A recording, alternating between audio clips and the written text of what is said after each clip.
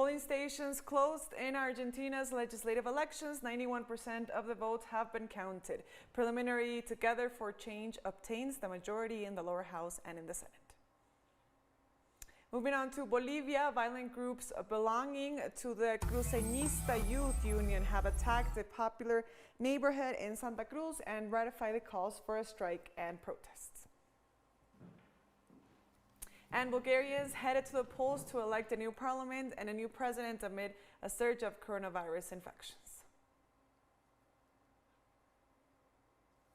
Hello, welcome to teleSUR English. I am Stefania Bravo from the headquarters of Quito in Ecuador. This is from the south.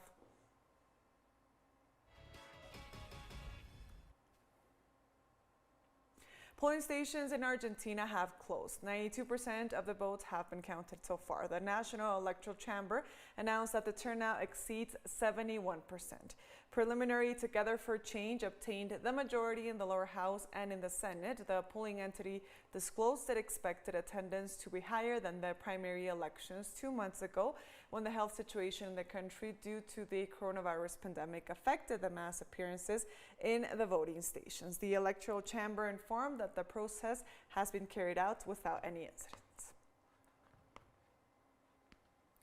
And President Alberto Fernandez voted at a polling station located in Puerto Madero neighborhood. He said that the electoral process was being carried out under normal conditions and with absolute calm. And what we ask the Argentinians the most is that they go and express themselves so we can build the country we want, and that is the objective. What we want is the people to express themselves today and do it with all their strength, with all their conviction. And meanwhile, the candidates of the Together for Change shared their traditional breakfast at Croque Madame in the Porteño neighborhood of Recoleta, led by the candidate for national legislator Maria Eugenia Vidal and the head of government of Buenos Aires, Horacio Rodríguez Larreta. Vidal said that if everyone listens to the people's vote, both the government and the opposition will be able to do their job well. Larreta voted after 9 o'clock at the law school and cautiously said that the electoral ban must be respected. She also welcomed the correct functioning of the electoral day. And citizens in Argentina reacted to election day. It's all good. I just voted. It was all perfect. With a lot of happiness. This is a vote I was deprived of for many years due to generational issues, so every time I vote, I feel extremely happy. It's all good. We're happy for this day that democracy gives us, for we can vote and defend democracy. That is the most important thing we have. It's all good. I'm very happy. Everything was okay. I was allowed in for being a senior, so I have nothing to say. Actually, they were all very caring. I'll watch the results at home with my family. It's all quiet and normal. I have priority, so no problem. I'm going to do my duties and spend a normal day. We have more reactions from Argentinians participating in this election day. Let's have a look. I am a foreigner and I have the chance to vote. I have decided already who I vote for, and this is the first time I will elect parliament members, so I'm very happy. Good, it's all quiet. Actually, I thought there would be many more people. I just arrived because I have a radio show, so I finished and came along. So I am from a Paraguayan community, and I participate all the time in this civic day. We're going to follow it minute by minute to see what happens. Perfect. I'm doing the work of a table validator. In my case, at the table I'm sitting, which is 1282, we're going through this pretty fast, and I don't see many problems, at least here at Roca. It's quiet. I was here last time and there were chairs with numbers and a lot of people. They were desperate. Today I see it all quiet. It's working. I hope that my candidate progresses. It's okay. Actually, not too many people. The other time I came there were a lot of folks, and now I am surprised that I was able to vote this fast. I don't know if they won't come or it is that they will arrive later. Every time I vote, I never win, so I hope this time I do.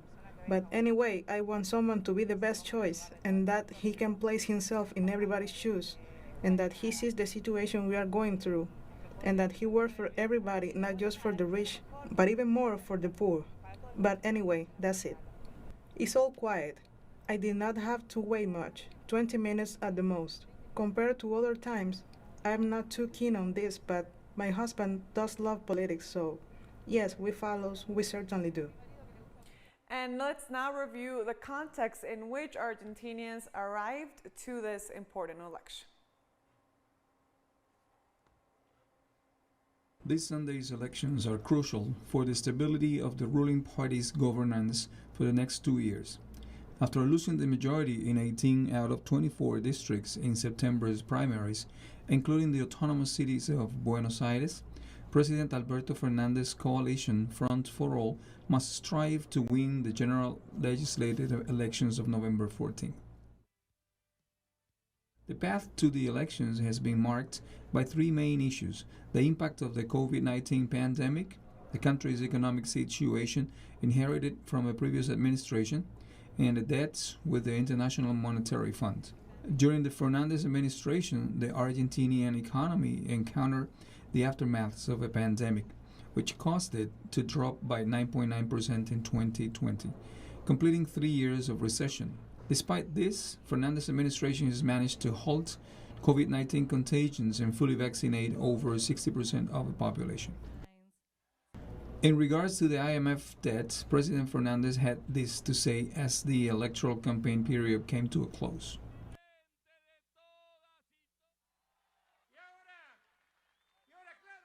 Now we have to resolve the debt that they have left us with the International Monetary Fund. Of course, we have to resolve it. But I tell you, I am not going to solve it in 5 minutes, because whoever solved this problem in 5 minutes has given the fund the reason for everything they are asking for. And I give the reason to you, not to the fund. So I will take as much time as I need to find the best agreement for the Argentine people. Following the results of the primaries in September, several government figures presented their resignations. The Minister of Interior, Minister of Science and Technology, the Minister of Justice, the Minister of Territorial Development and Habitat, the Minister of Culture, all presented their resignation, sparking then a situation of political crisis in Buenos Aires. The entire cabinet of ministers offered their resignation to Governor Axel Kicillof, the Executive Director of the National Social Security Administration, and the Executive Director of the state's Comprehensive Medical Care Program for retirees and pensioners also offered their resignation.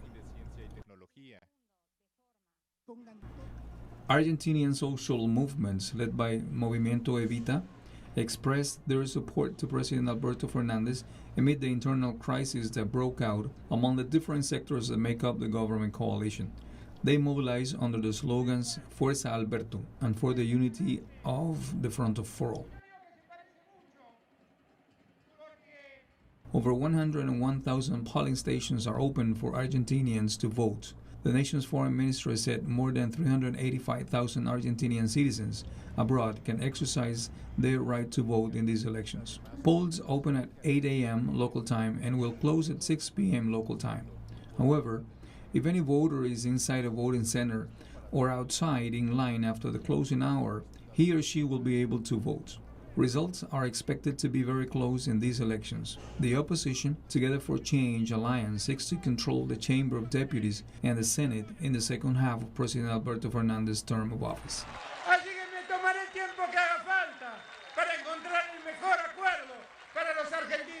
We're taking our one short break now. Join us again after this.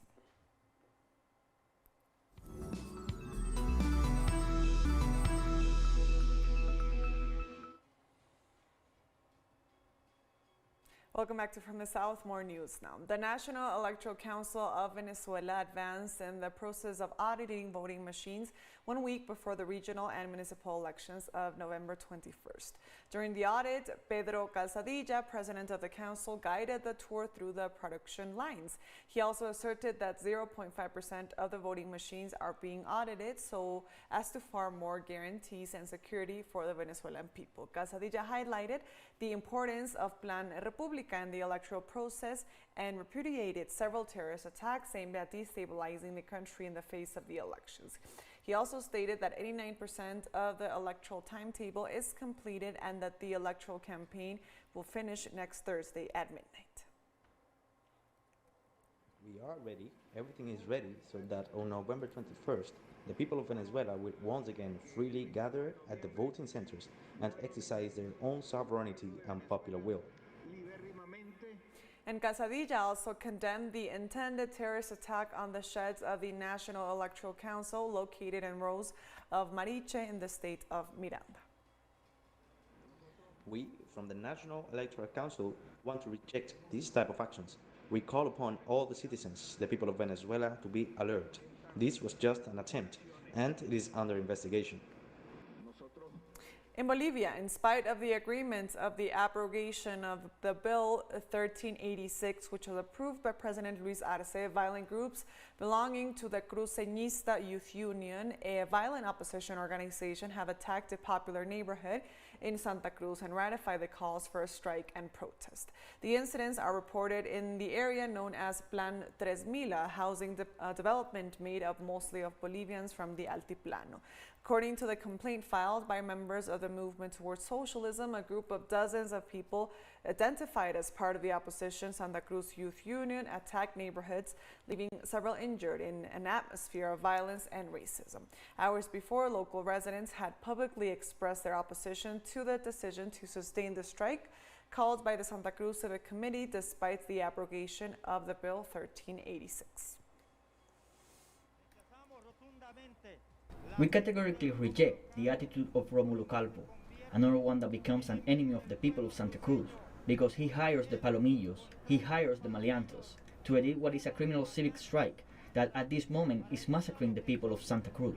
For that reason, we reject categorically his action. The population is in a state of emergency.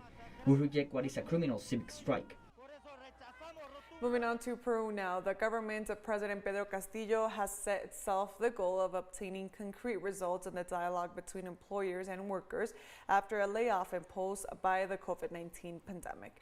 In order to accomplish this, the government has reactivated the National Employment Promotion Council. To this end, the president held an event at the government house where he urged the sides of the social labor dialogue to maintain the will to bring welfare to all Peruvians. The president asked businessmen not to echo the campaign of lies against them and to invest in the country, thus generating jobs and the conditions necessary for the legalization of investments.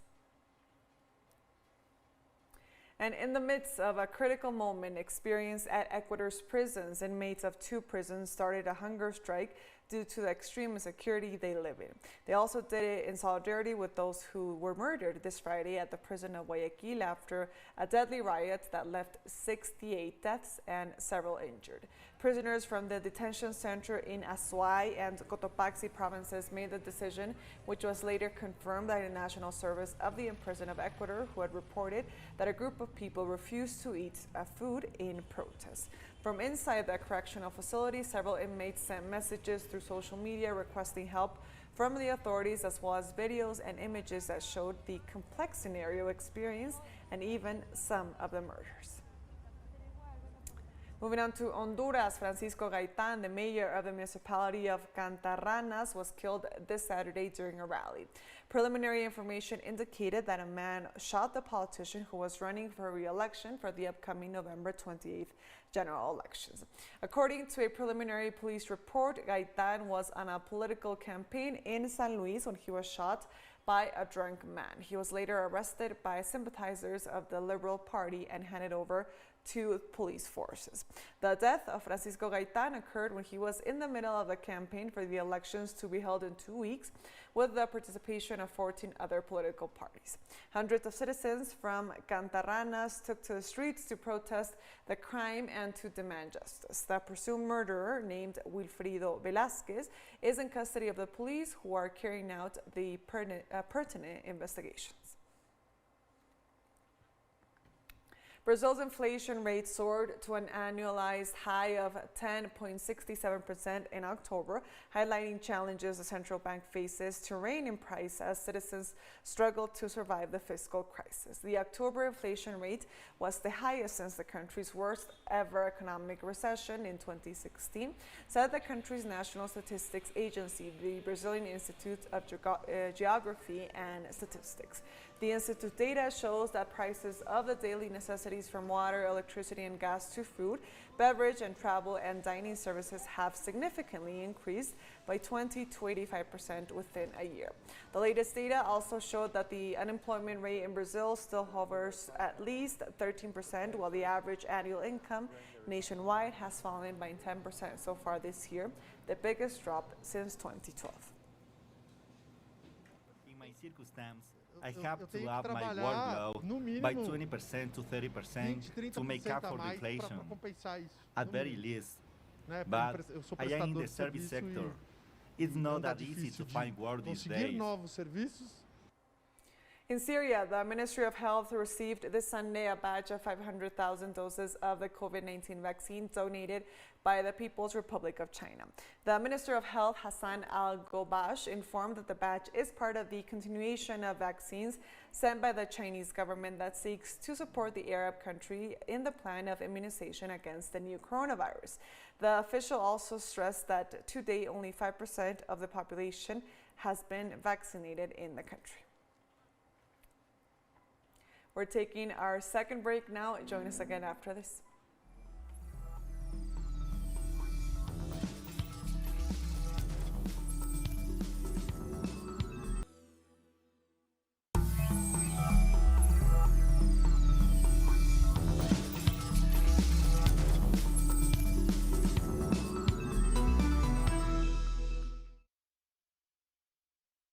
Died after 2 over 6 degrees earthquake struck southern Iran on Sunday. The 6.4 and 6.3 magnitude earthquakes, with just 90 seconds between them, had their epicenter hit at a depth of 15 kilometers in Hormozgan province, according to the Iranian Seismological Center. So far, the Iranian Red Crescent registered as the only fatal victim a 22-year-old man that was killed by a falling electricity roll.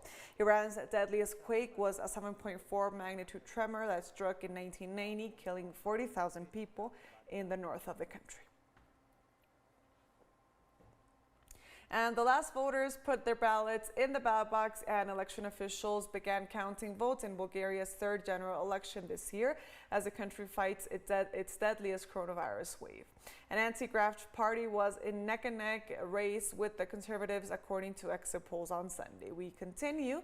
The Change, led by the two Harvard-educated former businessmen, garnered 23% of the vote, just below nearly 25% of three-time Premier Bojo Borisov's Citizen for European Development of Bulgaria party. Analysts have said they expect parties to try hard to form a government to end the political crisis, highlighting the need to tackle the raging pandemic.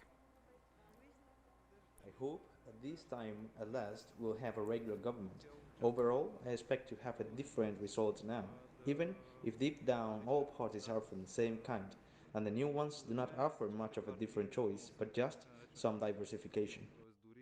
I hope to have a normal parliament, a normal government, and a normal president, because if we continue to divide, you know what happens with a bundle of sticks. They break if you separate them, but not if they stay together. So I hope we stay more united. The Italian Coast Guard rescued over 300 young men and boys, mostly from Egypt, in heavy storms as their fishing boat floundered off the coast of Calabria on Saturday night. In an operation that finished at dawn on Sunday morning, the Coast Guard rescue team made 3 trips out of the fishing boat, where they transferred groups of migrants to their rescue boat and brought them to port barefoot, drenching and shivering. The Calabrian coast has seen a surge of migrant arrivals in the past few months, but the region is still not equipped like the ports in Sicily to handle big numbers. The migrants were transferred to a recently built shelter with the capacity to hold 120 people. So far this year, over 57,000 migrants have arrived in Italy by sea. At 1 a.m., we were advised that about 300 migrants could be arriving. So the Red Cross, along with other authorities that are responsible for handling the disembarkation on the pier, we activated and came down here to the pier. We prepare, as well do all the time, not with all the protective gear. We welcome the migrants, giving the face masks, blankets, and other things they needed, and we'll transfer them to our tent structure. The COP26 ended with the Glasgow Pact agreed after last-minute negotiations. The COP26 climate talks have agreed to get countries to strengthen their emissions cutting targets for 2030 by the end of next year in a bid to limit dangerous warming. The Glasgow Pact was watered down at the last minute following a push by India and China, prompting angry responses from European and vulnerable countries. UN Secretary General Antonio Guterres told young people, indigenous communities, and women leaders, all those leading the Climate Action Army, that he knew many of them were going to be disappointed. I think today we can say with credibility that we have kept 1.5 degrees within reach, but its pulse is weak. And it will only survive if we keep our promises, if we translate commitments into rapid action, and if we deliver on the expectations set out in this Glasgow Climate Pact to increase ambition to 2030 and beyond. The UN chief, Antonio Guterres, said the world was still on the precipice of a catastrophe after nations reached a global climate deal Saturday that fell short of what science says is needed to contain dangerous warming. The approved texts are a compromise. They reflect the interests, the conditions, the contradictions, and the state of political will in the world today. They take important steps, but unfortunately, the collective political will was not enough to overcome some deep contradictions. As I said at the opening, we must accelerate action to keep the 1.5-degree goal alive. Our fragile planet is hanging by a thread. We are still knocking on the door of climate catastrophe. It's time to go into emergency mode, or our chance of reaching net zero will itself be zero. Nicaragua was elected to serve as the Vice President of the United Nations Climate Change Conference, COP26, representing Latin America and the Caribbean regions. The country's Vice Minister of Environment and Natural Resources, Javier Gutierrez, was chosen unanimously for the position in recognition of the Central American nation's work in the fight against climate change and the national policies for the preservation of Mother Earth and climate justice. And in Guatemala, heavy flooding affected homes, crops, and roads in several communities in the municipality of Chisec, Alta Verapaz. According to the authorities of the National Coordinator for Disaster Reduction, the floods have greatly affected the rural communities of Carolina, Chubut, and Mukbilha. They also informed that at the moment, the municipality officials are carrying out the pertinent evaluations to know the magnitude of the damages caused, and in the next few hours, they expect to provide details. These floods occur 1 year after the passage of storms Ida and Iota in 2020.